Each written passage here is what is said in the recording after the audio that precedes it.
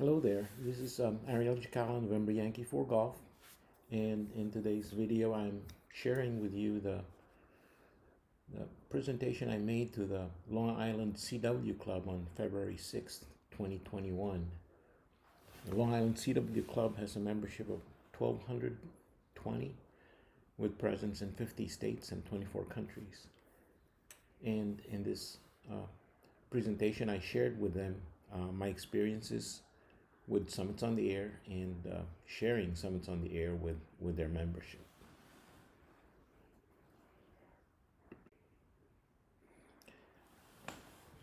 First question I wanted to communicate with them is, why do Summits on the Air? And to do that, I have to answer several questions. What is Summits on the Air, or SOTA? Why activate? What makes great activators? Why chase? Activators and chasers need each other, and they have sort of a symbiotic relationship that makes the whole thing work. What makes for great chasers? What bands and modes? How does one prepare to activate? And a review of how others have done it. What equipment does one need to do activations and chasing, for that matter? Now, what do you gain from this endeavor? What is the best way to share it? And lastly, what life skills does one apply or learn from this experience? Let me go over a little bit of my background. I was licensed in 2010 and got my extra class later that year and got the vanity call sign November Yankee 4 Golf.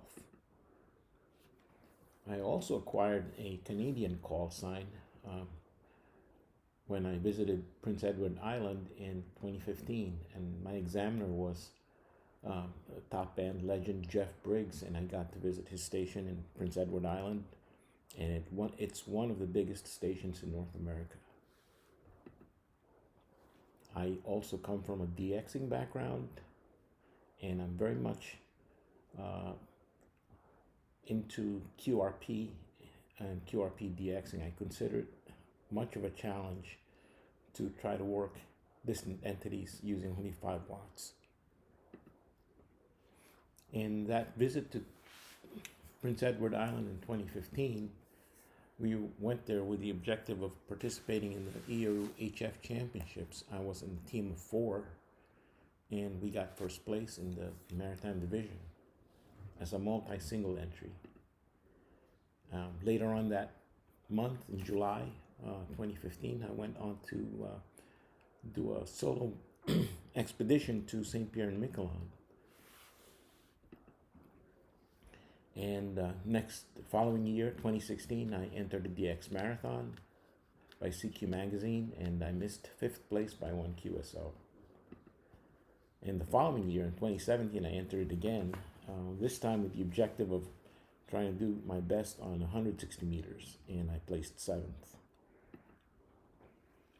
In 2018, I got introduced to Summits on the Air by Scott Carter, KW4JM.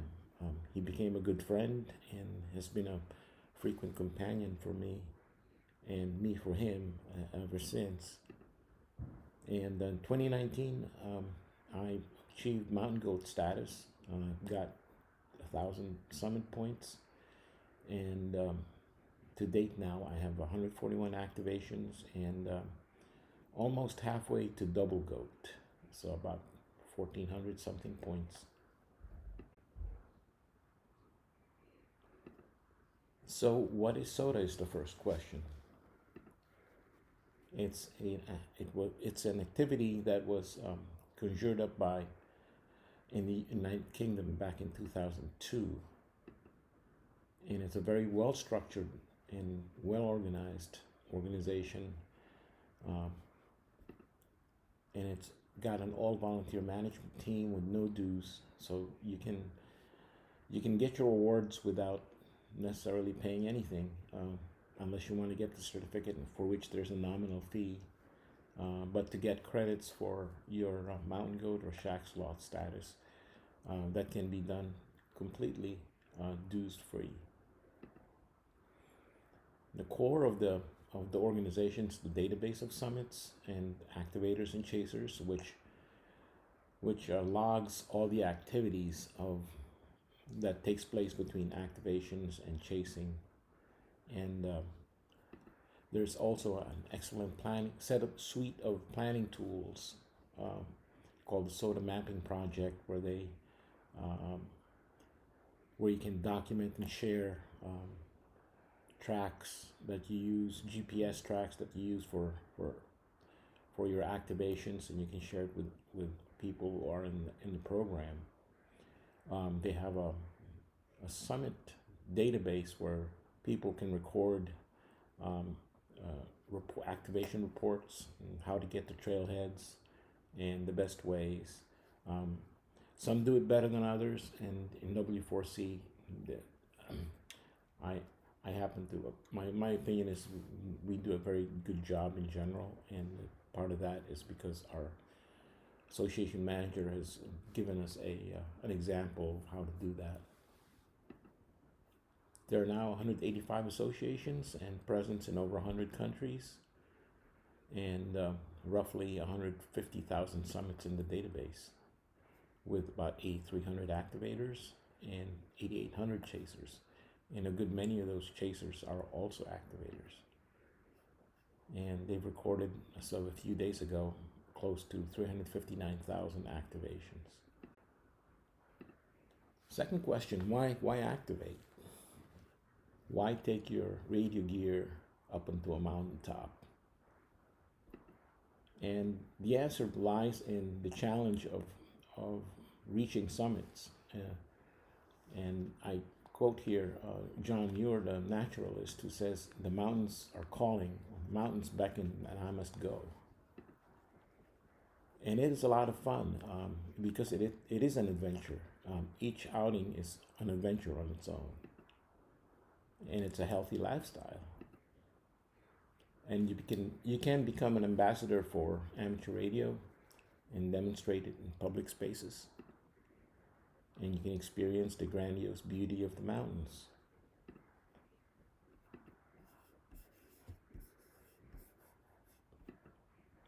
And you can enjoy solitude while in the mountains. Or, if you have company, you can enjoy the company of like-minded people, fellow activators and hikers. You develop operating skills in improving how you manage pileups, and you develop skills for setting up in all kinds of situations, in tiny summits, covered in trees or in very tight quarters. You can enjoy the hobby despite homeowners association limitations, because you're not shackled by being in your house. And you do become a mountain goat after you achieve 1,000 summit points, and you get a big sense of accomplishment in getting there, and have fun at the same time. What makes a great activator is the next question. You have to love hiking, and you have to love operating portable radio, and they sort of go hand in hand. And you have to have this yearning to explore. You need to have good operator skills to become a great activator,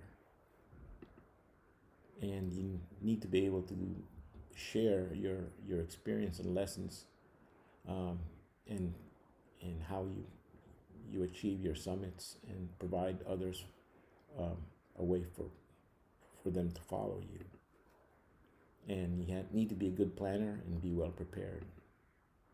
And we have several examples in our Carolina Association. Pat Harris, Sky4 SVM, Dean Blair, K2JB, and Scott Carter, KW4JM, are just a few. There's still, and the list is growing.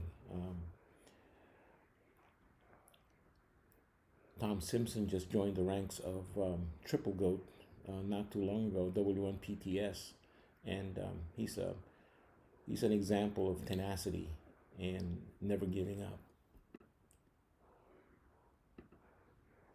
Why chase? Is the next question. Well, for one thing, you'll experience the thrill of the chase, and you get to take part in summits on the air. Chasers are essential. Without chasers, the activators will have no reason to go up to summits other than to hike them. Chasers, over time, will develop operating skills, digging out tiny signals coming from activators transmitting 5 watts or even less sometimes. You collect chase points, and with enough, 1,000 points, you become a shack sloth is the designation for reaching 1,000 points in the chase category. And what makes for great chasers? And in this respect, I got input from super sloths Gary and Martha, W0MNA and W0ERI. There are a couple that live in Kansas, in a very strategic part of the country in terms of chasing. They're right in the middle of the country. They can chase both mountain ranges on the East Coast and the West Coast.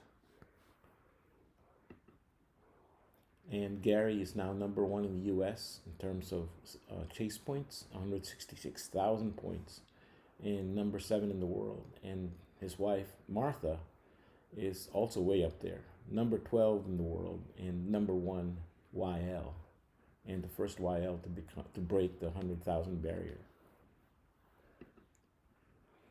Gary's input to me was, you need a good antenna if you're going to be a really good chaser. You need to be able to learn to use your filters effectively to be able to pull out weak signals out of the noise floor. He recommends backing off on audio gain. He says you'll be surprised how much more you can copy a weak signal when you don't overwhelm your ears with audio gain. He says to listen to how activators are responding, develop timing that's in relation to how the activator is working the pileup. He says send your call once and in the clear.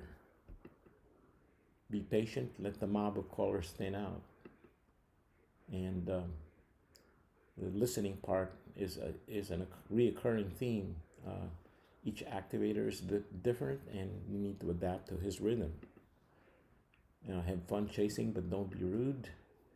Use proper phonetics in sideband, and don't tune up on frequency, as it is really irritating for everyone on the band. So which bands and modes are best for summits on the air? And be mindful that you can be chased from all over the world. And so all bands are at play. And primarily the most used bands are 60 meters on up to 20 meters. 2 meter FM is really useful for up close, less than 100 miles. And it's a highly used mode. Roughly a fifth of all QSOs and SOTA are using FM. Now we're going to HF, low bands for local chasers. 60 meters is the staple here. 80 to 300 miles is about the approximate range. And 40 meters and 30 meters are for intermediate distance chasers, and we're talking about approximately 200 to 600 miles, and maybe more, as you'll see later. 20 meters for really long distances from 500 miles out. And when the propagation's there, even higher bands are at play. As you can see from this pie chart, the lion's share of modes used in summits on the air is CW is almost half of all QSOs, and single sidebands over a third.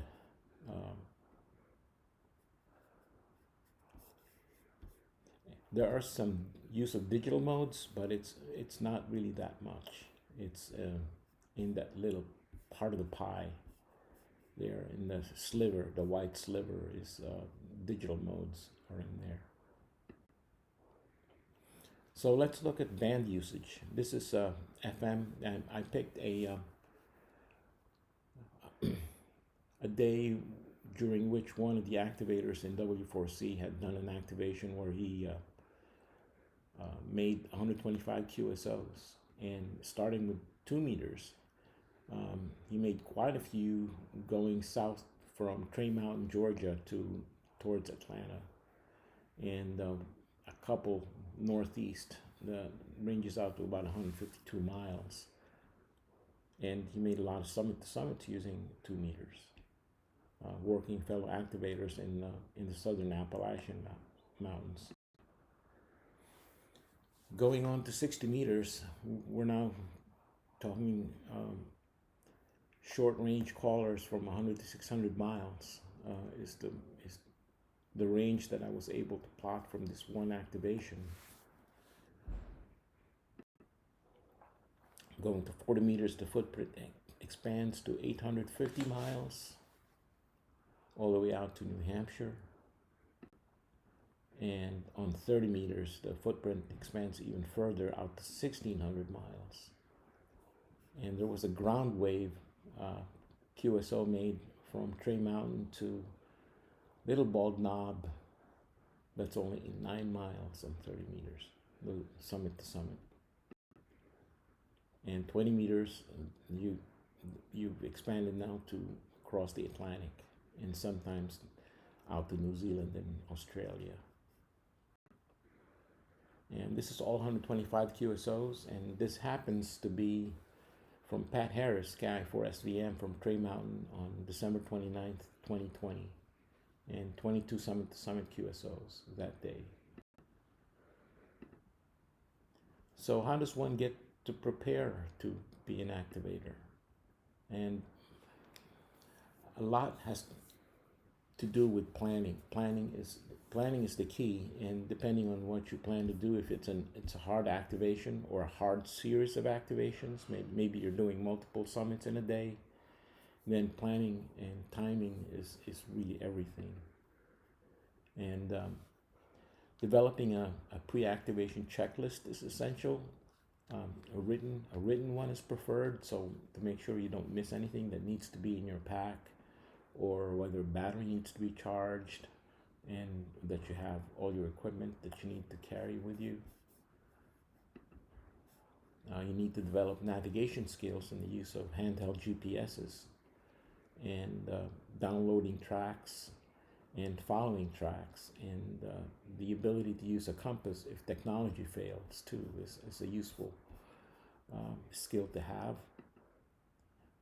You need to allocate for proper nutrition and make sure that you carry enough food and water for what you have planned, whether it's single day or multi-day activation. You need to prepare for contingencies such as weather, and the gamut runs from wind, rain, cold, snow, ice. Having some sort of first aid for injuries that might be encountered while doing your activation, and having backups for certain things that you don't feel secure about, like maybe an extra key, or maybe an extra set of batteries, or maybe even an extra antenna, depending on your comfort level and your equipment. And this is where learning your equipment is key, and this comes only with experience. It is recommended you have some sort of locator beacon just in case you need to use it, and there's no cell service that allows you to call for help. Animal encounters is another consideration, such as in southern Appalachia. There's in the Smokies there's black bear, and so you need to know what to do to prevent an encounter, and prevention of an encounter is probably more important than trying to fend off a black bear that's gone. hostile. Preparing for trail hygiene in the event of nature calls, and proper trail etiquette in disposing of those products. Developing physical fitness is another one, and if you don't have the fitness to start, then you can always just do the easy ones first, and progress to harder activations as your fitness improves. And test your equipment beforehand to make sure that the failure points are identified and that you mitigate those. So let's go over how others have done summits on the air. And in this operator profile, there's Whiskey 4 KWM, Wayne McAlexander, who made mountain goat just using an HT on 2 meters. And in 2019, he had the most points using the FM mode. And he did this by grooming a chaser community with his brother, N4H&H, by a process called chumming. He started with a tech license and his assault to get the mountain goat, and he upgraded to general halfway, but he kept going solely on 2 meters just to be able to fulfill that challenge. He now primarily operates using sideband and FM, and typically runs 45 watts using his FD891. And this is his brother, N4H&H, Doug. He's also a mountain goat from the Georgia Association. Like I said before, he groomed the chaser community with his brother on 2 meters.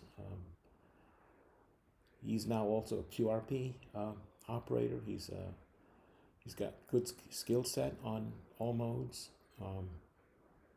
He runs an FD891 as well, and now is sporting an LNR MTR 4B running QRP. He uses an FDDX 5000 MP to chase, and he's also an excellent teacher of amateur radio. He has a YouTube channel called N4H&H Radio, I believe. Another one from the Georgia Association is Joel, KC4WZB, another mountain goat and closing in on double goat. An excellent operator, very skilled, primarily QRP, and now sports a Nikon 705. Here's another example. This is a Summits on the Air couple, a SOTA couple, Liz and Ron Burns. Liz is K1 Liz, and she is double goat and a half. She's a motivational speaker, and what makes Liz even more remarkable is that she's completely blind. And in 2017, Liz made mountain goat in just a year. Ron Burns is her companion and facilitates scaling those mountains with Liz, and primarily a QRP, excellent operator, primarily uses an Elecraft KX2, and they hail out of Tennessee. Here's another one. This is Scott, KW4JM. He's just recently got the triple goat. He started on single sideband, but absolutely fell in love with CW, and he hasn't turned back since. And since about 2015 or so, he's almost exclusively CW. He's a good hiker, probably one of the fastest descenders on the bushwhack that I've seen. He has been a companion at many of my activations, and I have been a companion of many of his activations. His favorite antenna these days is the NY4J Fed halfway. He recently took that antenna on a 13 summit backpacking trip through the start of the AT from Springer Mountain, and I think he completed just about the Georgia section of 37 miles of the AT from Springer Mountain. Here's another one. This is Dean Blair, second in W4C in points, another triple goat. He's been at it a long time, and he really enjoys hiking. He enjoys backpacking, doing sections of the AT. He's primarily a CW guy, but he works sideband as well, and always uses FM uh, in his mix of making QSOs. He's a first-class chaser, and he's way up there in chase points.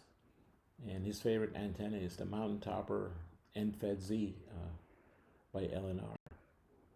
And lastly, this is Pat, KI4SVM. He's our quadruple goat, and he's been doing summits on the air a long time, and he's been association manager for quite a long time. He's the leading activator in W4C and number 8 all-time in the US, and primarily uses a KX3. Sometimes he would bring an amp, and he always brings an HT, and he's a great all-around operator. And he was the example I used for how he used bands to make all those 125 QSOs from earlier slides. So what equipment is needed? And this is sampling of what I use. I have a KX2 that I bring most of the time. I've brought a K1 with me a handful of times. And I've also brought the LNR MTR4B, more than a handful. Well, the predecessor, the MTR3B, quite a few times. And now I've just, since this has just been released, I've just used it in one activation to grassy reach bald. Looking to acquire a QCX Mini for 60 meters. I have one on order, but it hasn't arrived yet. My favorite antenna is a trapped NFED, NY4G NFED halfway for 2040 and 2030 and 40 with a 60-meter extension. I typically use SOTA Beam's carbon 6 mast, as some summits don't have any trees to support a wire antenna. For navigation, I typically use a Gaia GPS running on my phone, and I also have a Garmin watch, Garmin Instinct, that has navigational capabilities. In the past, I've used the Garmin eTrex 30 quite a bit, but have since progressed to using Gaia because of the much larger screen. It's much easier to use. Logging, pen and paper has sort of gone by the wayside for me for a long time. I use primarily OutDlog for probably 100 of my activations. And I use CalTopo and SOTA Mapping Project for doing planning work, finding out where trailheads are and what paths to take. For carrying my gear, for backpacking, I use an REI Flash 55, nice and light, and a 40-liter pack or smaller for day hiking. Good boots are essential, and for managing on icy surfaces, these micro crampons or micro spikes are really important to have. I usually use trekking poles, and I also use a Garmin InReach for the unforeseeable events that might take place. And sometimes I would bring a tarp or emergency shelter, and like for a cold, windy activation, I would take a Boaty bag. It's that's a subject for another video. Chasing, I use my Shack radio, and good antenna is essential, and my ever-vanishing antenna farm is not as good as it was before. So what does one gain from this endeavor? And one of the things you gain are great friends, friends who look out for each other, like-minded in many ways, love for the outdoors and love for radio. We get to go on these seasonal outings that Pat Harris would organize, spring outing, like a camping trip where we would work we all sort of spread out to summits that are strategically um, located close to a campground of choosing. Um, most of these photos are from when we had a double summit assault on Hyatt Ridge and Breakneck Ridge in the Smokies. And there's a story that goes on. I have a YouTube video on that if one is interested. And this bottom picture on the left here is from a SOTA campout that we had. I believe this is at Roan Mountain in the Smokies.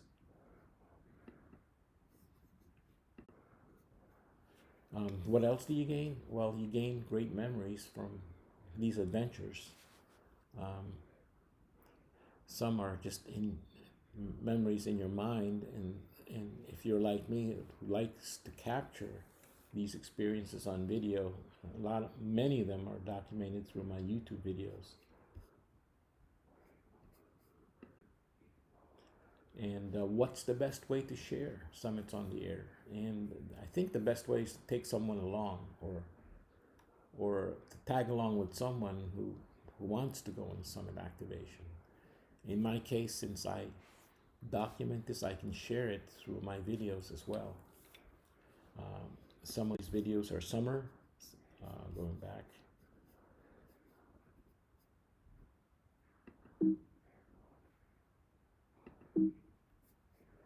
And some are winter. And the last question is what life skills to apply, or what life skills does one learn in this endeavor?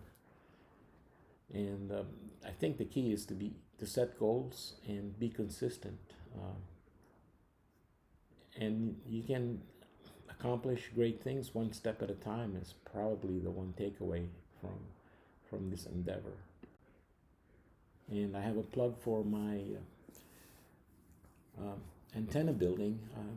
I've always yearned to have an antenna that I can rely on, and I started making these antennas for myself, and now I've been sharing it with other people. And you can find them on my ny4gnfedhalfwave.com website and learn more about the antenna from there. And I also wrote a book called The 100 Unique Summit Challenge, which I published in 2019 after I completed my 100th unique summit, which was Grandfather Mountain. That's what's on the cover of the book. That's my 100th summit, and it's available on Amazon. And lastly, question and answer session that I shared with the club, and that concludes this presentation. Thanks for watching.